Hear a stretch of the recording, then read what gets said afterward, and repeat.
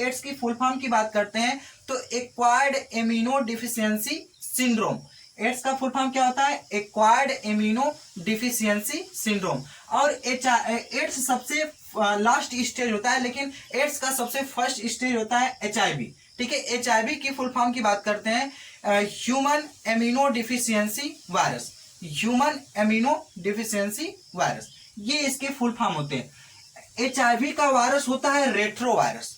कौन सा वायरस होता है? Retro virus.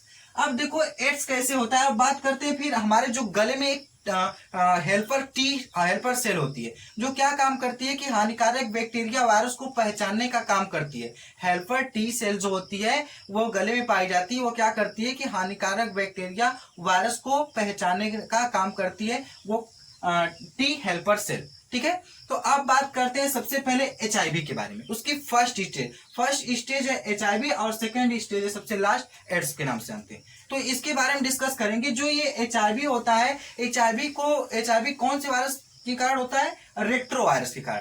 तो HIV के सिम्टम्स क्या होते हैं, कैसे हम जानेंगे कि HIV हुआ है? क्या हम किसी एड्स और HIV वाले पर्सन के साथ खाना खाते हैं या फिर उसके साथ रहते हैं तो क्या हमें HIV एड्स हो सकता है? कभी नहीं हो सकता। अगर सपोज दैट आप किसी से, अगर HIV वाला पेशेंट किसी हेल्थी पर्सन के साथ अगर वह किस करता है तो क्या उसके सलाइवा आपस में मिलते हैं तो उसको भी HIV हो सकता है? बिल्कुल नहीं हो सकता है। हाँ, कब हो सकता है? जब वह ओरल अगर सेक्स करेगा तब उसको हो सकता है HIV।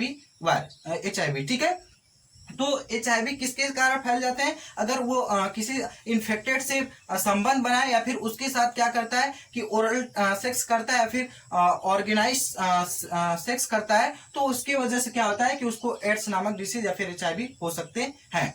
तो इसलिए अगर इसके सिम्टम्स की बात करते हैं तो अगर HIV किसी को हो जाता है तो इसके पहली बात तो सिम्टम्स जल्दी दिखाई नहीं देते हैं। 6 महीने के बाद हमें पता चलता है कि हमें HIV एड्स हुआ है। तो इसके शुरुआती सिम्टम्स क्या होते हैं? जैसे सिर में दर्द होना, बॉडी में वीकनेस हो जाना, कमजोरी हो जाना, ठीक है, और ओमटिल्स की फीलिंग आ रहा, मुंह में छाले पड़ना, ये सब सिम्टम्स जो ये सिर दर्द होते हैं और उसके बाद कमजोरी महसूस होती है, कुछ टाइम के लिए होते हैं, पूरा इफेक्टिव नहीं होते हैं क्योंकि फर्स्ट स्टेज होती है तो उसमें किसी को ज्यादा इफेक्ट अपने से भी सही हो जाते हैं। तो ये इसके शुरुआती दौर होते हैं। लेकिन अगर बात करें एड्स की तो अगर ये लास्ट स्टेज, यही HIV लास्ट स्टेज में कन्वर्ट जाता है एड्स के रूप में, तो उसमें क्या होता है कि इसके सिम्टम्स क्या दिखाई देते हैं कि अब उसमें जो उसका वजन होता है, यानी उसके वजन में बिल्कुल कम, उसका भार बिल्कुल कम हो जाता है, बॉडी वीकनेस हो जाती है, और जेनाटाइरिया यानी जो होता है, जैसे ये मान लेते हैं नाभि हो गया, नाभि के जस्ट नीचे 2 पैर पाए जाते हैं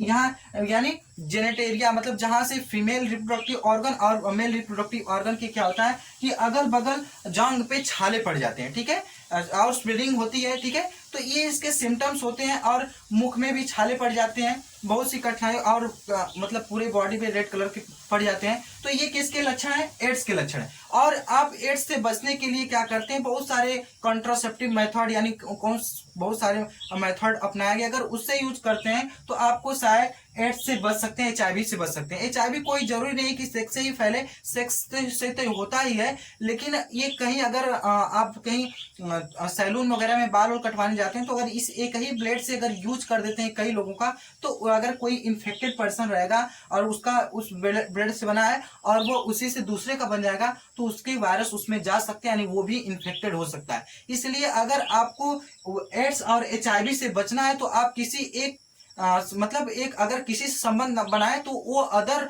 पहली बात तो इन्फेक्टेड नहीं होना चाहिए और वो अदर से संपर्क न रखता हो, केवल आप उससे रखते हैं वो आपसे रखता है, तब तो क्या होता है कि एड्स होने की संभावना कम होती है और नहीं हो सकता है।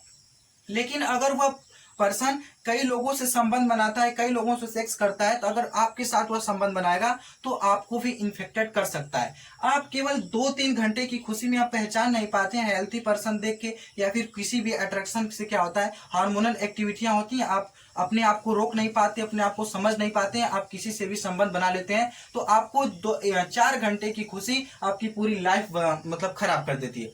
अगर इसके शुरुआती दौर पे अगर ट्रीटमेंट हो गया, अगर पता चल गया कि नहीं आपको एड्स हुआ है, तब तो इसको इलाज करके ठीक किया जा सकता है। अगर लास्ट स्टेज आ जाती है तो अब क्या होता है कि उसमें बहुत ही कम चांस होता है कि वो पेशेंट बच जाए, क्योंकि पूरे बॉडी में ही अपना संख्या बढ़ा लेता है। जैसे हमारे बॉडी में डीएनए अपना कॉपी तैयार कर रहा है, रिप्लिकेशन हो रहा है, अनेक कॉपियां तैयार कर रहा है। पहले ये इतने खतरनाक वायरस होते हैं कि सीधे जाते हैं बॉडी में और क्या करते हैं, टी सेल को ही इन्फेक्टेड करते हैं, क्योंकि पहचान ही नहीं पाती है। उसके बाद इम्यून सिस्टम को बिल्कुल वीक कर देते हैं। वीक करने के बाद क्या करते हैं कि जहां डीएनए अपनी कॉपी बना रहा है, डीएनए का रिप्लिकेशन हो रहा है, उसी जगह अपनी कॉपी में बनाना शुरू कर देंगे। जैसे ही इनकी कॉपी मतलब संख्या ज्यादा हुई, ये पूरे बॉडी पे अटैक कर देते हैं। उस समय आप उसे ठीक नहीं कर सकते हैं। ठीक है, तो इससे बचने के लिए आप बिल्कुल सावधानी से रहिए। किसी इन्फेक्टेड पर्सन से दूरी बनाए, उसे संबंध न बनाए, क्योंकि आपको अगर आप संबंध बनाएंगे तो बिल्कुल आपको एड्स हो सकता है। इनके सिम्टम्स,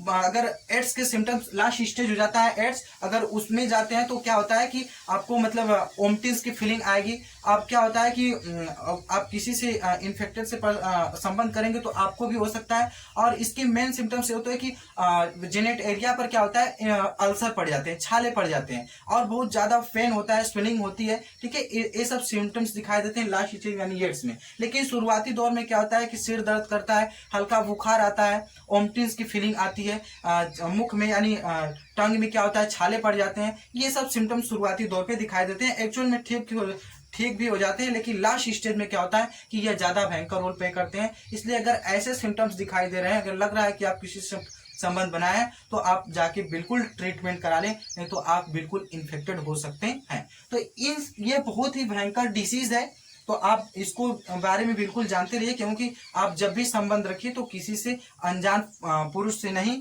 क्योंकि आप जिसको जानते हैं यानी वह किसी और से इन्फेक्टेड ना हो और वह सही हो, तभी आप किसी संबंध बनाए, नहीं तो ऐसी सिचुएशन आपकी भी आ सकती है। इसके ये इससे भयंकर ये होता है कि इसके सिम्टम जल्दी दिखाई नहीं पड़ते, इसलिए